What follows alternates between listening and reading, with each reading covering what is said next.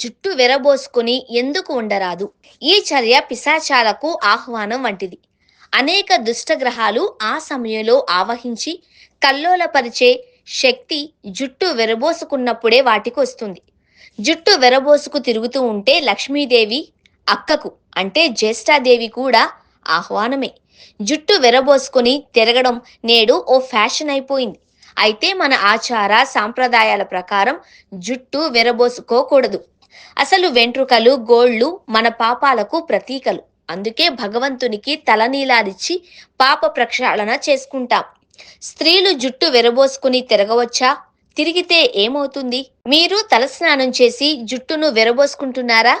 జడను అల్లుకోకుండా జుట్టుకు క్లిప్పులు పెట్టుకొని దేవాలయాలకు వెళుతున్నారా? అయితే కింది సమాచారం తప్పకుండా వినండి. స్త్రీలు జుట్టు విరబోసుకుని తిరగవచ్చా?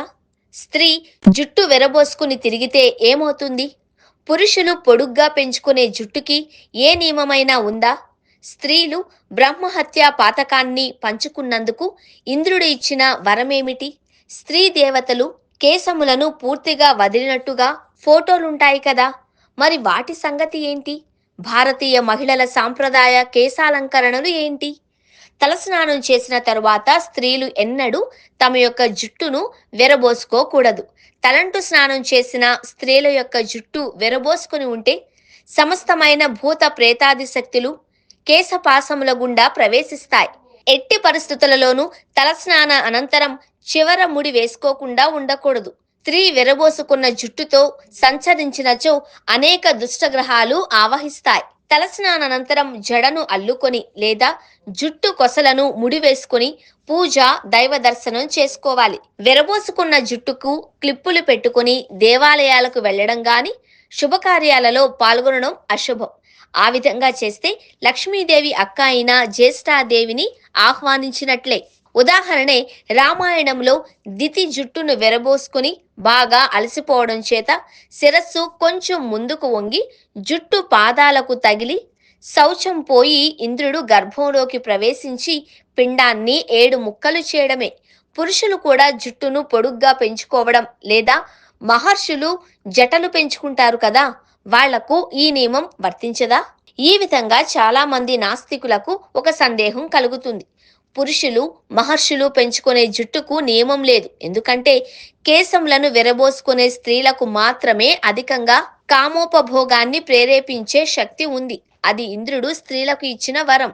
వృత్తాంతం: ఒకనాడు బ్రహ్మజ్ఞానం కలిగిన విశ్వరూపుడు అను మహర్షి తన మన భేదాలు లేకుండా దేవతలకు ఇచ్చే హవిస్సులలో కొంత భాగం రాక్షసులకు ఇస్తున్నాడు అనే విషయం తెలుసుకున్న ఇంద్రుడు యుక్తాయుక్త విచక్షణ మరచి తన చంద్రహాసంతో విశ్వరూపుని 3 శిరస్సులను, సోమపానం అన్నం తింటున్న శిరస్సును నరికివేశాడు. అనంతరం సూరాపానం చేసే శిరస్సు ఆడపిచుకగా మారిపోయింది. సోమపానం చేసే శిరస్సు కౌజుపక్షిగా మారిపోయింది. సోమపానం చేసే శిరస్సు కౌజుపక్షిగా మారిపోయింది. అన్నం తినే శిరస్సు తిత్తిరి పెట్టగా మారిపోయింది. ఆ 3 పక్షులు ఇంద్రుడు చేసిన బ్రహ్మహత్య పాతకాన్ని సూచిస్తాయి.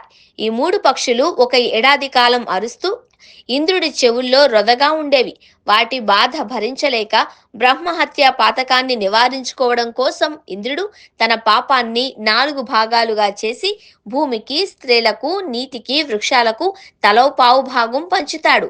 బ్రహ్మహత్య పాతకం పాపం తీసుకున్నందుకు ఆ 4 జాతులకు 4 వరాలు ఇచ్చాడు. భూమికి వరంగా ఎక్కడైనా గోతులు తీస్తే ఆ గోతులు తమంతట తాము పూడుకునేటట్లుగా, వృక్షాలకు ఎవరైనా మొదలు ఉంచి కొమ్మలు, ఆకులు నరికివేస్తే ఆ వృక్షం లేదా మొక్క తమంతట తాము పెరిగేటట్టుగా, నీటికేమో ప్రక్షాళన గుణాన్ని, స్త్రీలకేమో కామభోగాలయందు కొద్దిపాళ్ళు ఎక్కువ సుఖాన్ని ప్రసాదించాడు. బ్రహ్మహత్య పాతకం క్రింద వారు అనుభవించే బాధలు భూమి కొన్ని చోట్ల పంటలు లేకుండా ఉండడం, నీరు నురుగుతో ఉండడం, వృక్షాలు జిగురు, స్త్రీలకు ఋతుస్రావం. అందుకని కేవలం స్త్రీలకు మాత్రమే జుట్టు విరబోసుకుని తిరగడం నిషిద్ధం.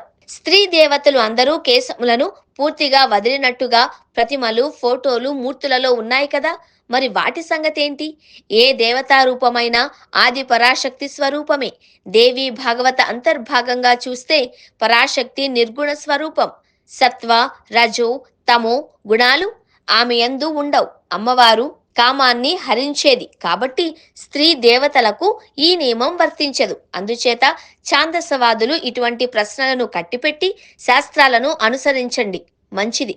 భారతీయ మహిళల సాంప్రదాయ కేశాలంకరణలు: జడ వేసుకుని ఆలయ దర్శనం చేయుట, సిగలో అంటే తలలో పుష్పములు ధరించుట, వృద్ధ మహిళలు సాంప్రదాయంగా కొప్పును వేసుకొనుట. గమనిక: పై సమాచారం కేవలం శాస్త్రంలో చెప్పిన విషయాలను ప్రస్తావన చేసే ప్రయత్నం మాత్రమే, ఎవరిని విమర్శించి వారి ఇష్టాయిష్టాలను తిరస్కరించుట కొరకు కాదు అని మనవి.